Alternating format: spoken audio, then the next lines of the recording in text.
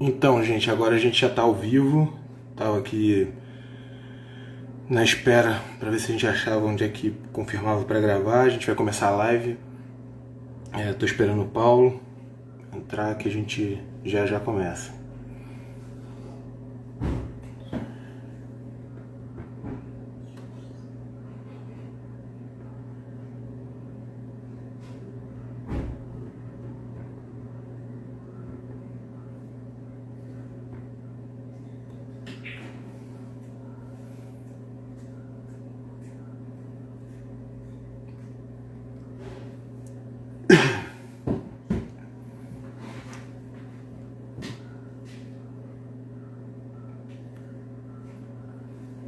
Deixa eu ver se eu consigo achar o Paulo aqui. Tá melhor, Júlio?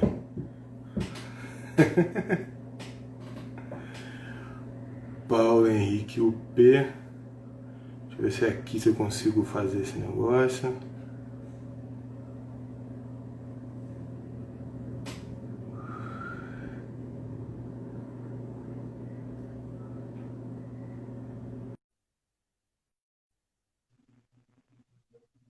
Fala aí, Paulo. Agora você tá na live. Acho que foi agora. O Paulo tá entrando no Bem, vídeo. Não, você ainda tá sem aparecer. Deixa eu sair da sua live. eu não sei se eu tô no apareço. Eu tô te ouvindo. A imagem ainda não tá, não, cara. Como é que eu boto a imagem, hein? Juliana, você sabe? Não, uma hora entra. Não, ela disse que uma hora entra, não. Eu outro dia eu consegui. Alguém tem uma dica? Bom, eu virei meu. Era pra mim a parada, eu virei meu celular. Se você quiser, agora como é que eu boto o vídeo, eu não sei. Alguém sabe, gente, como coloca o vídeo? Como ele coloca pra ser visto? Ele entrou o som, mas não entrou o vídeo. Opa! Entrou. Aqui, Como vamos? tudo bem? Tudo bem, Paulo? É. Eu quero. Tudo tranquilo. Deixa eu só aumentar meu volume aqui, cara. Só aumentar o volume do aparelho para poder te ouvir. Bom, agora que Você está no computador, eu posso fazer no computador também, é melhor, né? a gente está dizendo para o Paulo reconectar a internet. Minha filha está mandando um comando aí, Paulo, que precisa reconectar sua internet. Você precisa sair da internet e entrar de novo. Sair da internet e entrar de novo? Acho que voltou, já foi. Acho que tua internet está travando.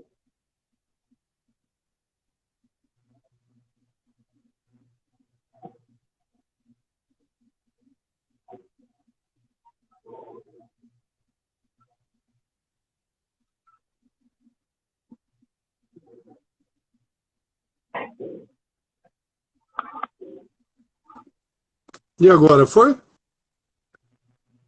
Eu estou te vendo e estou te ouvindo bem. Não sei Tá? como o povo está te ouvindo bem, não sei. Gente, Tá dá ótimo. um alô aí. Eu vou tirar uma luz aqui, que tem luz demais.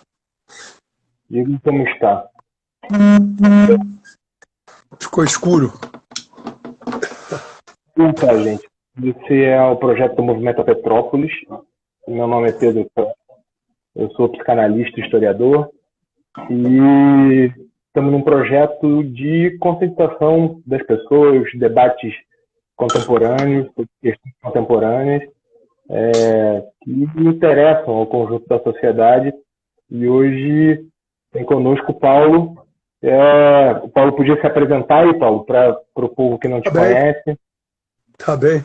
Bom, eu sou sociólogo, professor do Instituto de Medicina Social da UERJ, trabalho com saúde pública, né?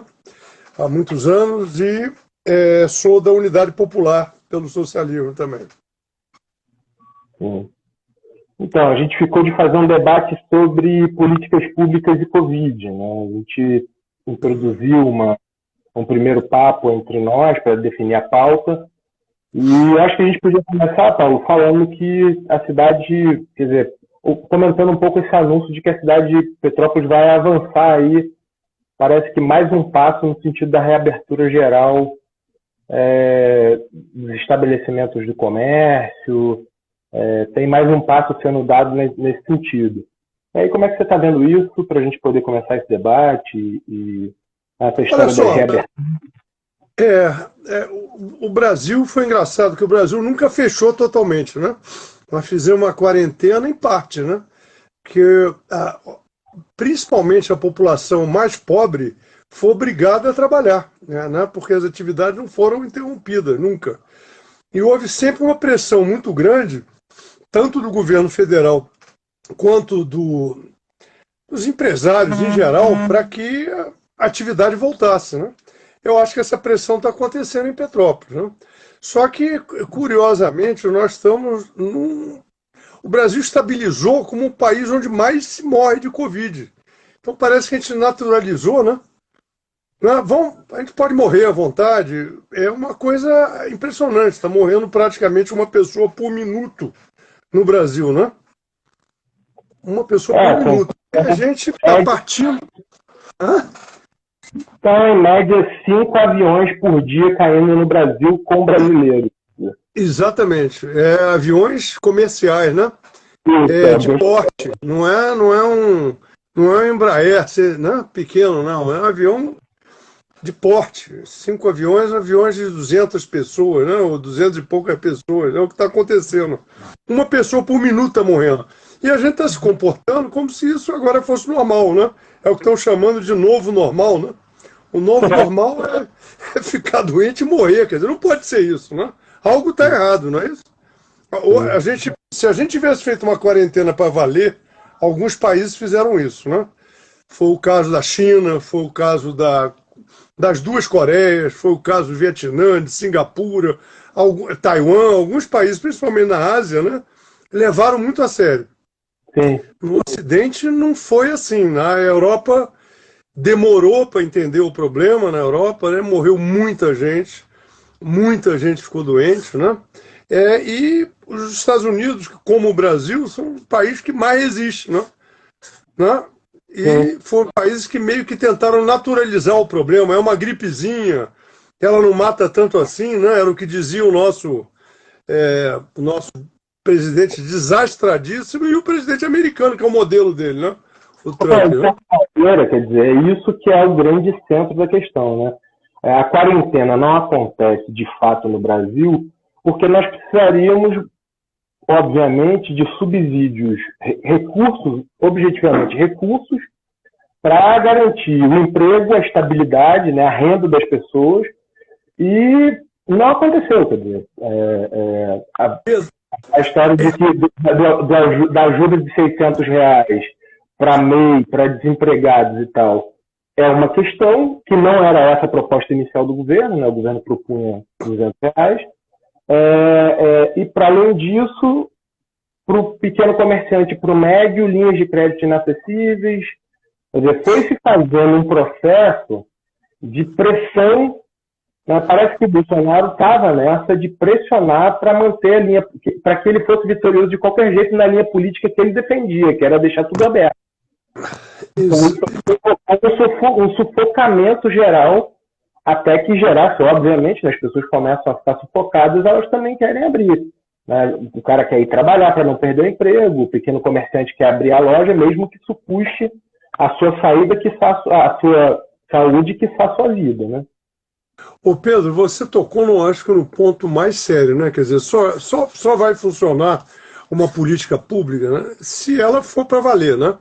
E aqui no Brasil, além da negação da doença, que foi feito e continua sendo feito, né? Continua sendo feito pelo governo federal como um todo, e pelo presidente, pelo Ministério da Saúde, depois que ele trocou o ministro duas vezes, a negação da doença foi acompanhada de uma não política do ponto de vista da economia, né? Então nós estamos numa situação econômica desastrosa, né? Talvez nunca tenha havido uma crise econômica tão séria no Brasil, né? Nunca tenha havido. Seguramente aí o PIB, as estimativas são que vão cair pelo menos 10% esse ano. É uma situação desastrosa e que já vinha de uma crise econômica e se juntou com a Covid. Então o que precisa? Precisava ter política econômica à altura disso. E ao contrário, ele tentou manter a agenda do Guedes de privatização, né, a agenda ultraliberal de entrega da economia brasileira. Né? Eu acho que é um suicídio, né, cara? O suicídio É um suicídio, Eu até participei de um livro que tem esse nome. Eu fui um dos autores de um livro publicado pelo SEBS, né, que tem esse nome. Né? Então, é austericídio, exatamente isso. Né? Foi o que vem sendo feito no Brasil, que está acabando com o emprego, reduzindo a renda barbaramente, deixando a população numa situação como nunca viveu. Né? Nós estamos, possivelmente o impacto dessa crise é maior do que foi a Segunda Guerra Mundial, do que foi a depressão de 1929 no Brasil. Eles mantiveram para manter essa agenda, eles não tomaram nenhuma atitude séria. O que seria uma atitude séria? Diante de uma crise dessa, uma situação excepcional, o governo tem que tomar atitudes correspondentes. Então, como é que se recuperou a economia do mundo, que a única crise mais comparável é de 1929? Ela se recuperou com intervenção econômica, com presença do Estado, com botar dinheiro para fazer a economia funcionar, para gerar emprego, para gerar obra. Né? E foi exatamente o contrário que foi feito. Então, isso que você falou é importantíssimo. Quer dizer, as empresas, o governo tem a RAIS. Né? A RAIS é aquela relação, né, dos empregados, que o governo sabe quanto é a folha de todo mês, a folha de pagamento de todas as empresas brasileiras. Era perfeitamente possível colocar dinheiro na economia com base na RAIS, por exemplo. As empresas não quebravam, os empregos estavam mantidos. Como é que bota dinheiro? Não, é simples. Não tem nenhum efeito inflacionário no momento atual. Imprime dinheiro, gente. Injeta dinheiro na economia. O mais importante, inclusive, é fazer o que alguns países estão começando a fazer. Começar a montar um grande projeto de investimento para a recuperação da economia. Mas, no momento imediato, injeta dinheiro. Mantém o emprego, não deixa as pessoas perderem o emprego, não deixa as empresas falirem. O que eles fizeram? Fizeram um orçamento de guerra que, na verdade, foi para beneficiar os bancos. Né? Aquele orçamento de guerra jogou mais de 1 trilhão para os bancos. Né?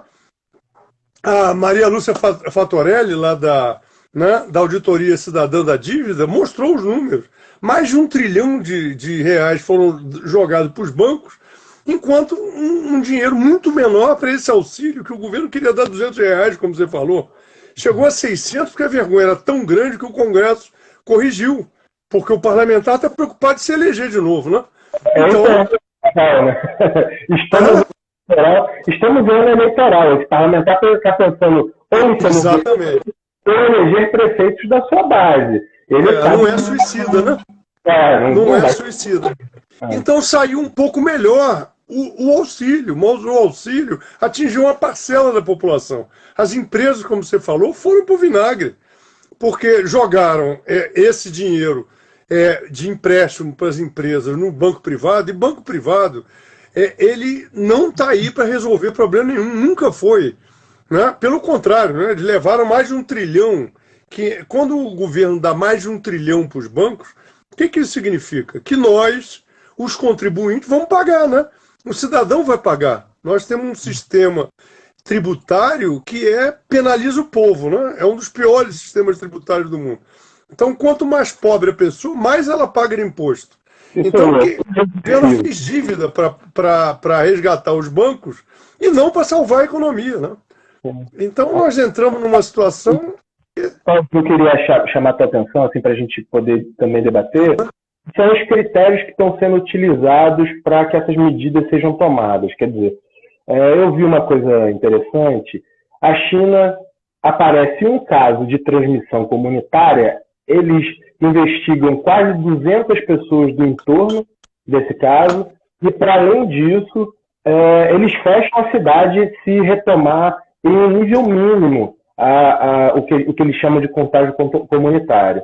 Aqui no Brasil se tirou como critério principal a questão dos leitos. Quer dizer, o nosso critério para avaliar se abre ou se não abre é se existem leitos disponíveis de UTI. Ou seja, a gente já conhece, a gente parte do pressuposto que, abrindo e aumentando a circulação, pessoas vão adoecer, percentualmente, uma parcela dessas pessoas vão agravar, vão ao CTI. Só que isso foi arquitetado não só pelos políticos, né? Isso não foi só arquitetado. O judiciário entrou nessa jogada, topa isso como critério, né? É interessante ver a ação do MP. A leitura do MP não é uma leitura no sentido de falar sobre... Eles pressionam por mais testagem, que seria o correto, para a gente saber, inclusive, o tamanho da tragédia. Eles pressionam por mais testagem, mas eles vão aceitando o argumento de leitos disponíveis. Quer dizer, ou seja, existem leitos disponíveis para uma parcela, para 50%, percentualmente é mais ou menos das pessoas que vão a esses leitos de UTI morrerem. E eles topam isso como argumento. Enquanto um país outro, como o caso da China, bastou algum nível de transmissão comunitária para fechar uma cidade. São critérios para tratar a vida de forma muito diferente, né?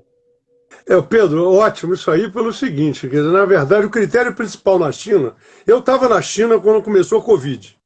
Eu estava na China, estava em Pequim quando começou a Covid. Eles fecharam tudo. A preocupação central é a vida humana. Sim. Não é botar no UTI uma pessoa que está no estado gravíssimo para morrer, como você falou. Então parou a produção, parou a circulação de pessoas. Né? É claro que lá tem uma estrutura que nós não podemos pensar em ter. Lá tem comitê de bairro, todos os bairros da China tem população organizada. A gente vai andando pela cidade, estão os caras com uma bandana vermelha aqui no braço, que identifica quem é do comitê de bairro. Tem uma capacidade de mobilização que a gente não pode nem sonhar em ter, embora alguns bairros do Brasil, em São Paulo, no Rio, várias cidades, se organizaram, a população se organizou. Mostra que tem um potencial se tivesse política adequada para isso. Então, a questão-chave é essa. Precisamos salvar a vida. A questão central não é salvar o faturamento das empresas, que esse não tem como salvar. Não tem como salvar, está totalmente modificado. Você tinha que salvar as empresas e os empregos. Mas para isso, com medida econômica, e para isso funcionar num prazo curto, para recuperar a economia, você tinha que fazer uma quarentena para valer. Né? Como você mencionou, a China parou tudo. Foi a primeira vez na história da humanidade que você para a produção. O Wuhan, lá onde aconteceu, é um dos centros de produção automobilística. Tem vários. Mas o Wuhan produz muito automóvel, a sua indústria tem muitos operários. Eles pararam, as empresas pararam de produzir. As pessoas com isso pararam de sair de casa. Isso nunca aconteceu no Brasil. Quem parou no Brasil? Né? Quem parou no Brasil foi quem podia fazer o chamado home office, trabalhar em casa. Ora, quem faz isso? São profissionais liberais, são profissionais de nível superior, professores, né? Que podem exercer uma atividade via computador. Isso é uma parcela muito pequena da população e uma parcela que já tem um nível econômico, um nível de educação que permite, inclusive, tomar certas medidas de defesa. Agora, o povo que for obrigado a continuar no ônibus, continuar nos trens, aqui não é o nosso caso de Petrópolis, continuou sendo exposto, porque tinha que ganhar o pão todo dia.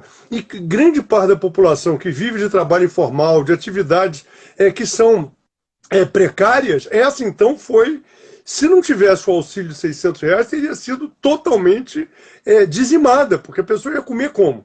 Como é que você vai? E não é só comer, pagar a luz, pagar o gás. E falemos a verdade, Paulo. Temos R$600. A tentativa que houve no Congresso de Setores da Esquerda de prolongar esses 600 até dezembro foi barrada.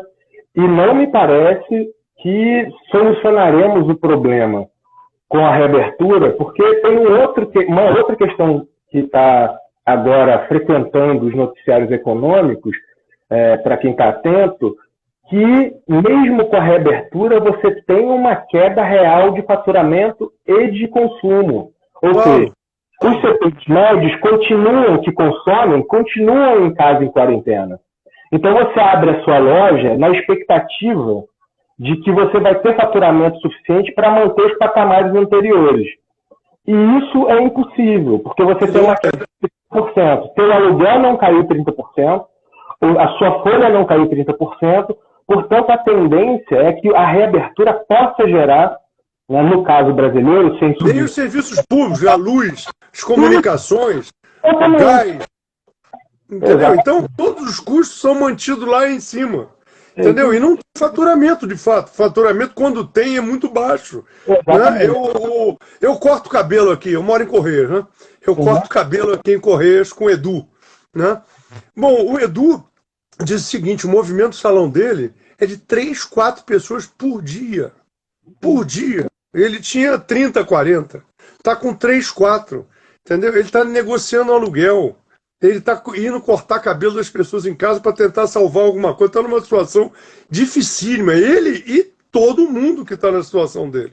Tá? Eu estou vendo lojas aqui em Correios que abriu até domingo, que não estão abrindo nem sábado, porque não tem quem vá lá comprar. Né? Porque o faturamento de alguns setores, muito poucos, uma minoria, continuou. Então, quer dizer, é um desastre. Que a responsabilidade disso é do governo federal. Ele optou para manter a agenda de entrega do Brasil, a agenda ultraliberal, né, de privatização radical da economia, de entrega da Petrobras, de entrega do conjunto das estatais, ao invés de salvar primeiro a vida humana, tá? E depois as empresas e os empregos. Então, o resultado disso é o pior possível. Nós estamos no pior dos mundos. O Brasil está vivendo a maior crise econômica, nós temos a maior taxa de mortalidade do mundo, né, que nós já comentamos. Uma crise sanitária colada. Eu acompanho dia a dia aqui, já virou uma mania minha de baixar os dados todo dia da Covid, é impressionante. Eu faço aquela média móvel semanal, né, que é média móvel semanal diária, né? O Brasil está longe dos outros e aumentando. Nós estabilizamos, uma estabilização com ligeiro aumento, que é isso que você falou, 5 aviões comerciais caindo por dia no país e a gente achando que é normal e querendo fazer com que as pessoas vão voltar para os bares, voltar para os restaurantes, voltar para a loja.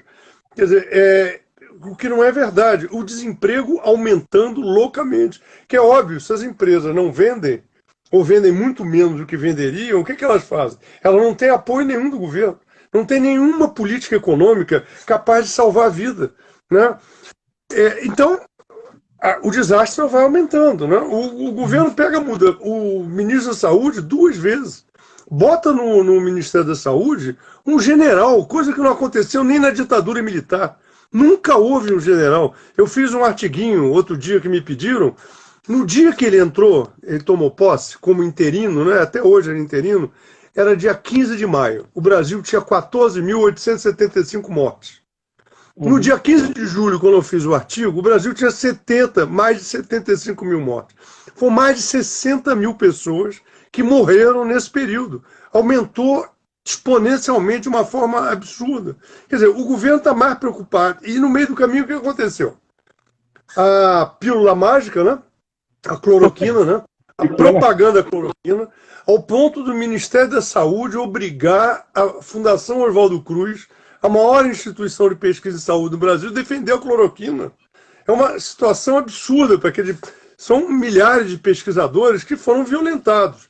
Né? Um remédio que causa problema para quem toma, que ele tem efeitos colaterais, não tem nenhum efeito benéfico. Né? Várias pesquisas mostram isso. E, além disso, o que ele fez? Tentativa de esconder os dados.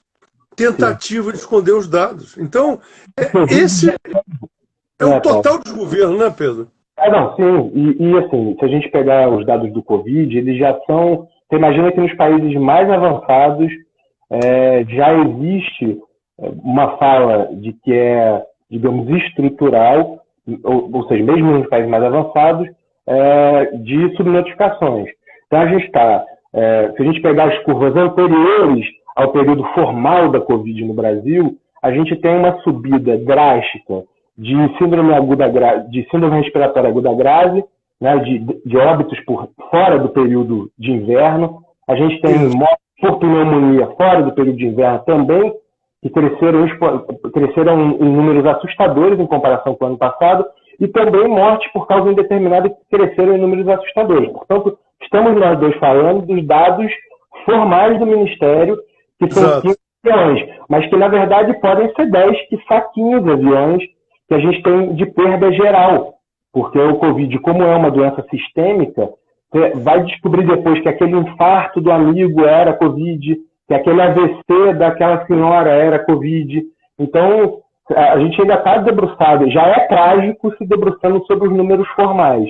Se a gente levar em conta a possibilidade real de termos aí, o Átila Yamarino fala da possibilidade de se chegar a 5 vezes o número de contaminados, o que traria como consequência percentualmente, até aproximaria do percentual real, né? E se a gente pegar Petrópolis, que fala que tem 3 mil casos, a gente está com 149 mortes, 150 mortes. Então, o percentual médio nos países onde se testa mais é 1,8. Aqui está bem acima disso, né? Aqui está bem acima do percentual de mortes. Então, a gente ainda tem um problema, que é lidar com os dados reais, que já estão, de certa maneira, maquiados pela ineficiência da nossa metodologia de conseguir apurar esses números. Se testa minimamente no Brasil, um negócio impressionante. Né? Os testes são números absolutamente abaixo daquilo que era necessário para o mínimo para se produzir, para sair só da estimativa. Ainda seria por estimativa, mas não ficaríamos só na estimativa, né? Numa estimativa longínqua, digamos, a gente se aproximaria de uma estimativa mais realista. Ou seja, a gente nem sabe o tamanho. Já é uma tragédia, mas a gente nem sabe o tamanho da nossa tragédia. Olha, eu concordo mais uma vez totalmente contigo, porque, assim, vamos ser bem realistas, né? Os últimos anos, inclusive o crescimento das OS, administração indireta no Sistema Único de Saúde, né? O que aconteceu? A gente teve uma queda da qualidade da vigilância epidemiológica, da vigilância sanitária, porque a gente não tem concursos públicos amplos, né? A gente não tem manutenção. Aqui em Petrópolis ainda tem uma situação um pouco melhor, porque a maior parte dos servidores de gestão da secretaria ainda são concursados, mas não é o que prevalece no Brasil. Mas mesmo aqui, o subfinanciamento da saúde faz com que você tenha equipes pequenas, mal equipadas, entendeu? Desestimuladas, até por conta de salário. Então a gente tem números baixos. Além disso, tem governantes. A gente teve a pior safra de governantes do Brasil. Você concorda? O governador de Minas mandou esconder. Bota como síndrome respiratória aguda grave. Aumentou lá 667%. Então Minas estava baixíssimo com o Covid. Agora ele teve, como a pressão política foi muito grande, algo está acontecendo em Minas, teve que começar. Minas está tendo um aumento gigantesco dos números, né? Então a gente está vivendo essa situação. Nós temos dados subestimados, né? Nós temos um atraso, tem uma defasagem do dado também que é muito importante. Então quando a gente abre, a gente está vendo os números, não está acontecendo aquele risco terrível. Não, mas o risco está vindo. Porque os dados chegam os dados de caso chegam em geral com 3 semanas a 4 semanas de atraso. Os dados de morte com mais do que isso, pelo menos 6 semanas de atraso. Então, na verdade, as mortes podem estar aumentando e a gente não está sabendo. E estamos aqui acreditando que a situação está melhor. É uma forma de se enganar, né? De vender. E essa insistência nessa negação, que é uma coisa louca. Quer dizer, em vez do governo federal ter assumido a importância da doença, mesmo estar negando, e tinha um trabalho enorme para fazer, que era importar respiradores, importar testes, produzir testes, estimular várias. A Fiocruz mesmo levou um tempão para começar a produzir testes, porque o governo não liberou dinheiro muito, muito depois. Então, em vez de tomar as medidas que permitiriam mudar a situação, o governo ficou fazendo todo tipo de pirueta para evitar de enfrentar. Né? Caso ninguém fala, Paulo, que é o seguinte, que com essa demora do governo, ele fez com que o conjunto dos governantes, não estou entrando no mérito moral, mas o conjunto dos governantes comprassem bem mais caro, porque nos enfiaram, liberaram os recursos para a compra de respirador, dos princípios necessários para o teste, né, dos insumos necessários para o teste que vinham da Índia. A gente comprou quando o preço já estava no mais alto, ou seja, a gente ainda gastou mais dinheiro, porque houve uma demora objetiva, a gente não encontrava teste no início. Uma das desculpas era não temos testes porque não existe princípio, um dos insumos é um insumo indiano que só a Índia tem, só ela vende no mercado internacional. E a gente demorou tanto a procurar que a gente não conseguia. No início isso era verdade, né? Hoje não é mais. Mas isso também implicou numa quase, tem economista falando em uma quase duplicação dos gastos, né? A gente poderia ter gastado menos, comprado mais coisa com menos recursos se tivesse feito no timing correto. E ainda teve o seguinte, eu organizei um debate, uma mesa redonda, que estava a presidente do COSENS, a Maria Conceição, que é secretária municipal de Piraí, estava o Carlos Lula, que é o secretário do Maranhão, secretário de Estado do Maranhão, e o Arthur Quioro, que foi ministro da Saúde da Dilma. Estavam os três. A ideia era discutir a confusão que foi criada pelo governo. Então, além desse atraso que você está mencionando, teve outras coisas. Você acredita que quando o Maranhão conseguiu comprar respiradores, o governo federal desviou. Eles tiveram que entrar na justiça para conseguir ter acesso aos respiradores comprados com dinheiro público dos maranhenses.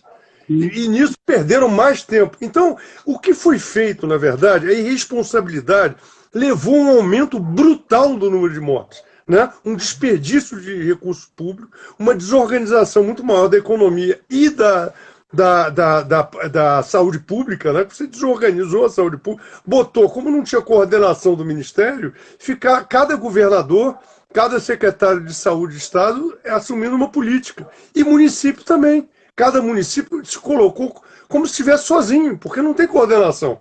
Nós temos uma situação dramática. Eu estou fazendo uma pesquisa aí sobre onde está ocorrendo a Covid aqui no estado do Rio. Você sabe o que o Crivella fez? Mandou não informar os dados de CEP, que não tem nem endereço da pessoa, nem CEP. Então, o Rio de Janeiro, até dia 26, foi ontem, né? Estava com a cidade do Rio, 153 mil casos. Você não tem como saber aonde foi. Até um período teve, porque ele não escondia esse dado. De um tempo para cá escondeu, então você não sabe em que bairros, em que comunidades as pessoas estão ficando doentes. De onde são as pessoas, onde moram as pessoas que estão morrendo nos hospitais. E estão morrendo em grande quantidade. Né? Como você falou antes, estão morrendo em grande quantidade por conta dessa desorganização total. É uma responsabilidade muito séria. Isso é uma coisa para ser julgado, porque equivale a um verdadeiro genocídio. Projeta esses números que não tão estabilizamos com uma ligeira alta, que não estabilizamos, né? Com uma ligeira alta, com dados subestimados em torno do que a gente estava falando. Né? Praticamente uma pessoa por minuto ou 5 aviões. Na verdade, o número real é muito maior. Imagina se essa situação, que não mudou, no fundo, tem um pouco mais de teste. O Brasil continua sendo um dos países onde menos se testa. Então, como é que você sabe que doença a pessoa tem se você não testa? Não é isso? Então, continua sendo. Melhorou, a gente dobrou a proporção de pessoas testadas, mas é assim, o que a gente testa equivale a 1/10, 1/5 de outros países, na melhor das hipóteses. Para produzir dados seguros do que seria necessário. Claro. Então, eu acho que é uma outra coisa para trazer para a discussão, que é o seguinte, que ao mesmo tempo é essa precariedade toda, mas nos resta e é muito importante que defendamos o SUS, porque ainda assim, com todos as suas dificuldades, o que passam essas equipes e tal, o SUS salva. Eu sou testemunha viva disso, porque eu não tenho plano de saúde, nunca tive. E ano passado peguei H1N1, Paulo. Ano passado, mas não sabia que era H1N1. Fiquei 2 dias na sala de injeção da UPA até conseguir uma vaga para ser transferido, já estava com uma pneumonia bastante séria, e fiquei tomando assim, medicação de CTI. E assim, eu digo, com toda a precariedade, se aquilo não existisse, eu não estava vivo, e eu sei que uma parcela imensa de pessoas que procuram o SUS não estariam, né, vivas e com seus problemas resolvidos. Você está... outro ponto aí que, assim, ainda bem que nós temos o SUS, né? Com todos a carência que ele tem vivido, né? Que nós temos um SUS que vem sendo agredido pelo Estado brasileiro, pelo poder público há muito tempo, né? Mas ainda bem que temos o SUS, né? Nós estamos melhores do que os Estados Unidos, porque aqui nós temos um sistema público de saúde, com todos os problemas dele. Lá, nem isso. Lá, para a pessoa ser testada, tem que pagar. Você imagina.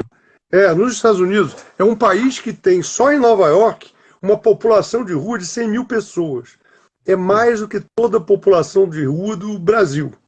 100 mil pessoas, outras 100 mil em Los Angeles.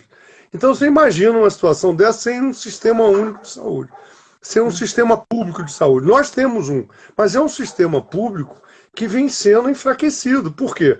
Não tem funcionário de carreira, né? Então os funcionários são cada vez mais contratados por empresas privadas, com contratos que são precários, toda hora está mudando. Eles não desenvolvem nem competência direito, porque quando está aprendendo, muda a empresa que contrata, demite todo mundo, aí outra empresa entra para contratar. Então você tem que treinar todo mundo de novo. Então você tem pouco dinheiro e um sistema público que está aprisionado por quem? Pelo setor privado. Então aqui nós fizemos pela UERJ, foi apresentado até na Conferência Extraordinária de Saúde, né? O resultado desse trabalho. Teve uma conferência extraordinária dia 14 de dezembro, né? Até esse relatório foi todo aprovado, é interessante até conhecer, posso mandar depois, mas é o seguinte, o que a gente mostrou lá? Que foi um grupo de pessoas da UERJ que fez esse estudo. O que acontece? A gente tem aqui 2/3 dos leitos de Petrópolis, públicos, leitos do SUS, né? De internação, são leitos privados, 2/3. A grosso modo, né, a proporção é essa. Os leitos públicos são 1/3. Você sabe quem interna mais e opera mais? O público ou o privado? O privado tem 2 vezes mais leitos do que o público. Mas Quem o interna? O público. O público faz o dobro das internações e o dobro das cirurgias. Então, para quê? Então, esse monte de leitos privados estão servindo para enriquecer algumas pessoas.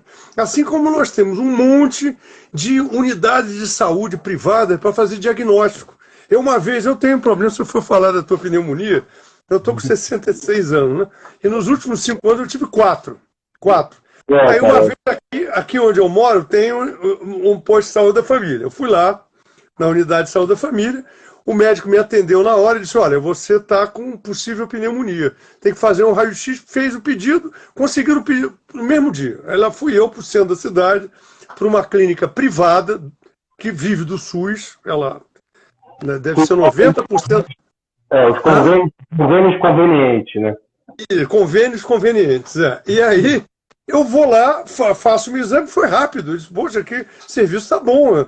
Aí você espera um pouquinho. Disse, bom, já vem com laudo? Não. Aí ele veio com um papelzinho, disse, olha aqui, daqui a 8 dias você pega o resultado.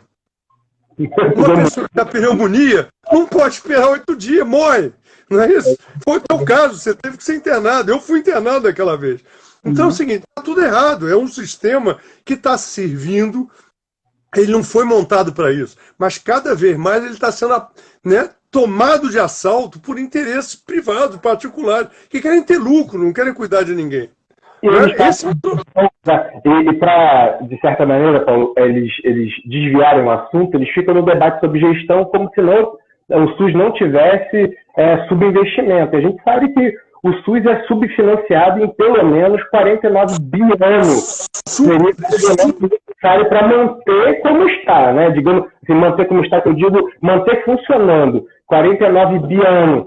E os caras tiraram esses recursos, o SUS, como você diz, não vem sendo sucateado, é um processo que não parou, né? Um processo que continua, inclusive nos grupos de esquerda, é uma coisa que a gente precisa pensar sobre. Foi um processo onde as OS avançaram muito, onde os serviços de gestão privada avançaram muito, OS ou não. Né? Esse modelo foi sendo implementado e foi se enraizando, e hoje em dia é raro você encontrar um município que faça gestão plena de saúde. Se tem algum ainda, nem sei se tem algum município que faça gestão total da saúde, né? Pouquíssimos, até porque isso foi armado, né? Foi armado cuidadosamente pelo neoliberalismo, né? Você se lembra, o Bresser Pereira falou lá atrás o quê? Olha, saúde, educação, previdência, assistência social não são funções essenciais do Estado. Esse foi o discurso ideológico, né? E isso pode ser feito por particulares. Função essencial do Estado é só exército, diplomacia, polícia e cadeia. E receita, né? Para arrecadar. Bom, isso é o Estado absoluto, é aquele Estado dos reis, né? Que podiam tudo, do passado. Mas os estados atuais, o poder público atual, gasta mais dinheiro e emprega mais gente aonde? Saúde, educação, assistência social, previdência, é óbvio. Então, quer dizer, ao fazer isso, ele armou, né, um cenário para vir depois o quê? A lei de responsabilidade fiscal, que impôs um limite para gasto com o pessoal. Exatamente, garoto. Não pode gastar mais do que 60% da sua receita, estados e municípios, com o pessoal. Mas pode gastar o mesmo dinheiro contratando OS. Então aí depois veio a lei das OS, das OCIPs e tal, aí criaram mais um espaço para o setor privado ganhar dinheiro na saúde. Então eles foram cada vez mais privatizando o SUS por dentro. Antes era só prestação de serviço. Agora não. O setor privado entra na gestão, a gestão dos serviços, a gestão dos hospitais. E esse caos aqui, o Hospital de Saracuruna. O primeiro hospital desceu na Serra, né, público, é o Hospital de Saracuruna. Os funcionários estão sem receber 2 meses, porque a OS não paga. Como é que é isso, gente? Como é que é isso? Aqui as UPAs de Petrópolis, que estavam na mão de uma OS no passado, né? Ficaram meses também com salário atrasado. Então, quer dizer, é um modelo comprovadamente falido e que foi só montado para justificar essa lógica. Uma lógica de favorecer o privado e enfraquecer o poder público, enfraquecer o Estado. E com isso, o que nós temos? Péssimas condições de trabalho para os profissionais de saúde e um sistema cada vez mais fraco, né? Agora, é esse sistema que vem sendo enfraquecido, vem sendo perdendo dinheiro, né, que está atendendo as pessoas. Agora, além desse processo, tem outra coisa, né? Quando veio o golpe de 2016, o que fizeram? Criaram a Emenda Constitucional 95, não foi isso? Que congelou as despesas do governo. Então, com isso, quer dizer, enquanto a população cresce, cada vez é mais idosa, você precisa ter mais recursos para gastar com a saúde, você tem menos recursos para gastar com a saúde, com a educação, com a assistência social, etc. Então, congelaram esses recursos. Então, condenaram o sistema à morte no futuro. A única coisa que eles garantem é o pagamento do serviço do setor privado, mesmo quando ele presta um péssimo serviço, né? Sim. Então, e o setor privado muito eficiente nos seus lobbies, né? Porque controlam uma parte dos legislativos, então você tem ali múltiplas pressões para que a coisa aconteça, para o sistema privado receber, né, o pagamento das suas dívidas, enquanto os hospitais públicos diretamente, os recursos que eram necessários e tal, não estão. E é isso, você falou também, péssimos serviços, né? Porque não são nem... Eu estava dizendo essa contradição entre o debate que eles faziam. Tem muita gente que faz o debate da gestão versus o debate do financiamento. E aí eles diziam, não, o setor privado é muito melhor na gestão, muito mais capaz do que o setor público na gestão, tem o know-how acumulado é imenso, o setor público é burocrático, o setor público é corrupto, aí o privado é tudo de bom. Para gestões privadas e chega com uma lupa perto delas, né, quando você chega com essa lupa, você vê que isso tudo, né, que eles acusavam o SUS de ser, do sistema público, eles próprios fazem, quer dizer, eles próprios executam, são sistemas de péssima qualidade, sistemas muito corruptos, sistemas muito, como você falou, desenraizados, então não tem aquele médico não está no vínculo, o enfermeiro não tem vínculo. Né? Pedro, olha só, eu falei dessa coisa de a eficiência que eles vendem, esse é um ponto que você mencionou, importantíssimo, né? Que é uma conversa para boi dormir, né? Eles jogam essa conversa e muitas pessoas ficam repetindo, né? De fato, o privado é muito eficiente. Bom, nós estamos em Petrópolis, que alguém tem que ir e voltar para o Rio. Uma das primeiras estradas privatizadas do Brasil é a nossa, não é? É a BR-40. Que é uma ruína hoje, é uma ruína. Então, é uma evidência. Agora, vamos voltar para a saúde. A gente viu que aqui em Petrópolis, embora tenha 2/3 do leito, só faz 1/3 das cirurgias e das internações, o setor privado. O grosso do dinheiro vai para ele, porque se ele tem 2/3 do leito, o grosso do dinheiro vai para ele. Agora, não se limita a isso. Não se limita a isso. A gente tem uma situação aqui, que tem grande parte dos prestadores de serviços, não só aqui em Petrópolis e em outras cidades do Brasil, pela regra do serviço público, não podem nem ser contratados, porque eles devem para a Previdência, eles devem para a Receita Federal, não tem nenhum papel em ordem. Essas entidades tão eficientes, competentes, elas devem as calças, não podem, pela lei, não podem ser contratadas. E se mantém aí por quê? Se mantém aí porque não tem investimento na rede pública suficiente. Então, na hora que falta gente, então, por exemplo, tem um hospital privado, nós não vamos falar nomes aqui, né? Mas assim, tem um hospital que montou CTI em Petrópolis, que é o seguinte, ele não tem contrato com o município. Aí, como falta lei de CTI, a justiça manda internar. Aí o SUS tem que pagar a conta do cara. Então, o melhor negócio do mundo, eu não posso ser contratado porque eu não tenho bagagem, não tenho estrutura para ser contratado. Mas aí eu monto o serviço, sabendo que via justiça vão me botar paciente, meu faturamento está garantido. Então, ou seja, nós precisamos retomar o SUS. A população brasileira, o SUS foi fruto de uma luta política. E ele só existe por conta da população. E ele só é financiado pela população, porque nós temos essa estrutura de impostos, que quem paga mais imposto no Brasil é pobre. Então é a população pobre que precisa do SUS, que é a população do Brasil como um todo, mas é ela que sustenta e ela tem dificuldade de usar. Então, nós precisamos retomar o SUS. Uma coisa fundamental para a gente ter um enfrentamento, que olha, a Covid não vai acabar tão cedo, não é isso? A Covid não vai acabar tão cedo. Nós não vamos ter vacina. Uma vacina possivelmente, o que eu tenho ouvido falar e lido, uma vacina possivelmente com capacidade de distribuição mundial entre março e maio do ano que vem, né? Pois é. Antes disso não vai ter. As vacinas que estão na frente entraram na fase 3 de teste. São 4 fases de teste. As fases 3 e 4 são com mais gente, portanto levam mais tempo. Uma vez comprovado, aí é que elas vão entrar em produção.